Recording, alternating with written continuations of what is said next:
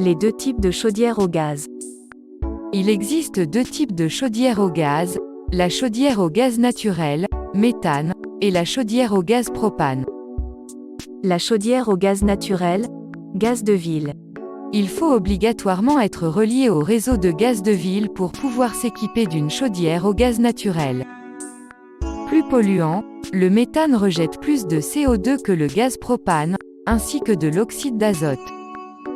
La chaudière au gaz propane, GPL. Si l'on opte pour une chaudière à gaz approvisionnée en propane, il faut relier l'appareil à une citerne de stockage. Le foyer doit, de ce fait, prévoir et disposer d'espace à l'extérieur du logement pour l'installation de la citerne. De plus, le propane est un gaz qui coûte plus cher que le gaz naturel. Inconvénients communs aux deux types de chaudières.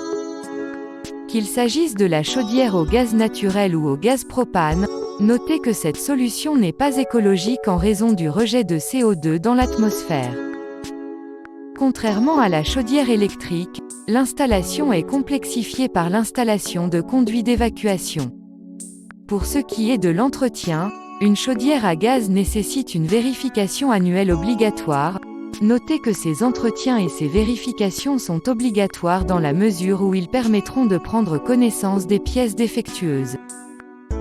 Par ailleurs, et contrairement à la chaudière électrique, il existe un risque d'intoxication ou d'explosion en cas de défaillance du matériel.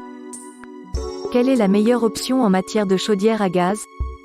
Si l'on est obligé d'opter pour une chaudière au gaz, mieux vaut se tourner vers une chaudière au gaz naturel si toutefois le logement y est raccordé, et le mieux est alors d'opter pour une chaudière au gaz dite à condensation.